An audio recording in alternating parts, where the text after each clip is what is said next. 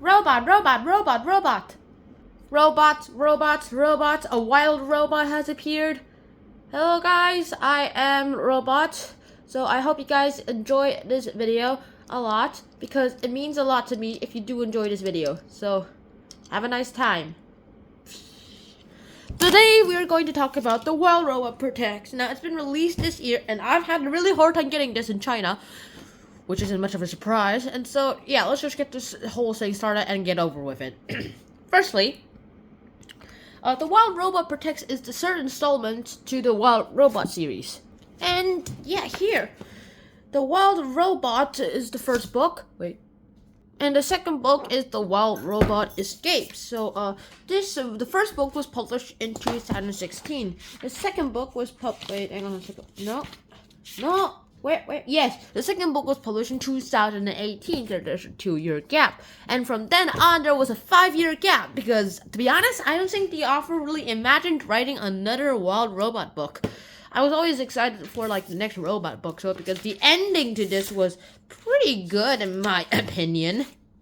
It was just, like, gave the Wild Robot a new robot body. So that she could be, like, more sturdier in the world.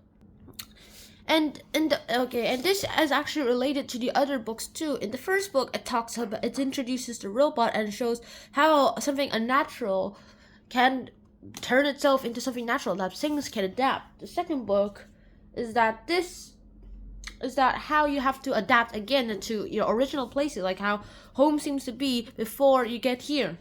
What I mean by is, it's a book that shows what you do when something changes dramatically.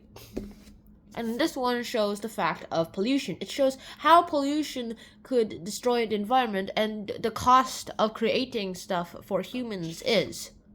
I mean, the fact is, knowledge is awesome thing, as this scene in the first book of the Wild Robot shows.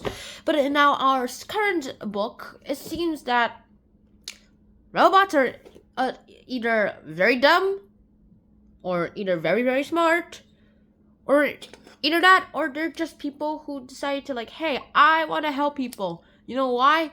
Because that is my life purpose. That is why I've been created. So, I've been created not to fight, irony, but I've been created just for peace. That's why I am called the Peacemaker. I need to make peace. Robot arms swing. Yeah, like that, something like that.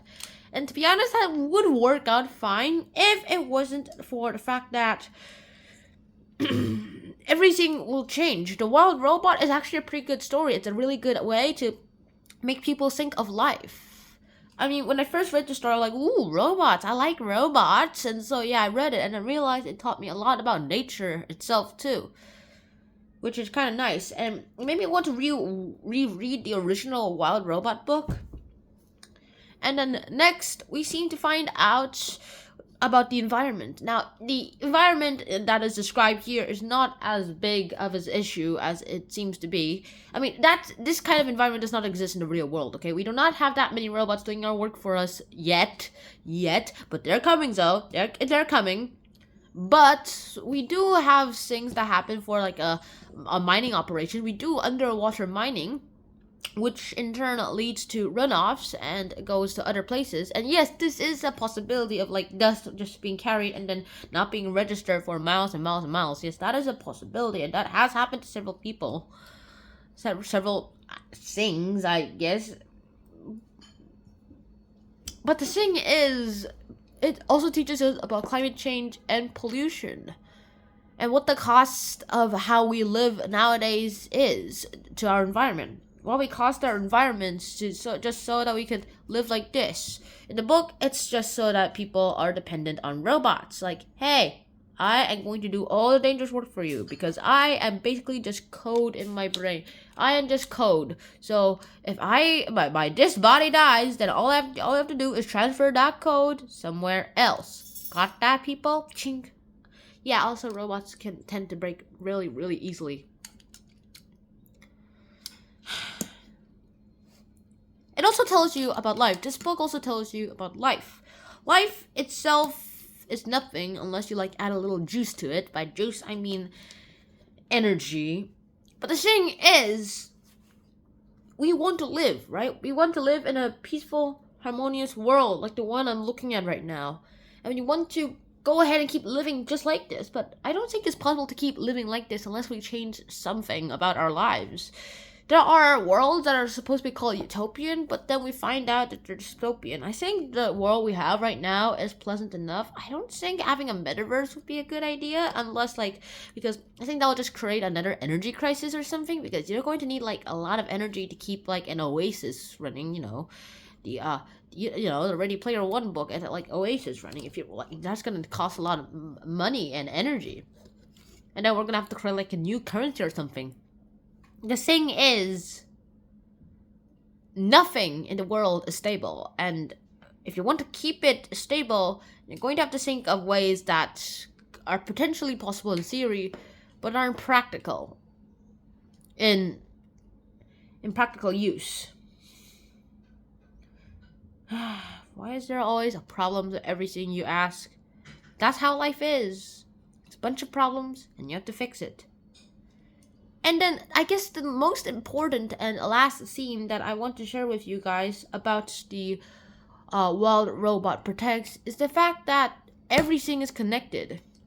The plastic that made this thing, the paper that was made from a tree or whatever tree, or recycle other paper that used to make this book, all that coating it needed to make it shine like that, all of it is connected, because we humans can uplift those trees. We humans cut down those trees. I guess the main connection that used to connect all those together was life, but nowadays I'm pretty sure the second most important connection is humans. Almost everything in the world can be harvested by humans now. I mean, look around us. Everything we do is made from natural resources. And it's like they're a servant to us. And, of course, some of them do not enjoy that. And that's basically the end of today's episode. I really hope you guys enjoyed that episode of Hunter and Sean. I hope to see you guys soon in another episode too. And so, until next time, Schnan out. Peace, man! Peace! Peace, man! Peace! You got that? That's why I'm called the Peacemaker. No, you're not. You're something. Take that back right now. No! Yeah! Ow, ow, ow, ow. Bye.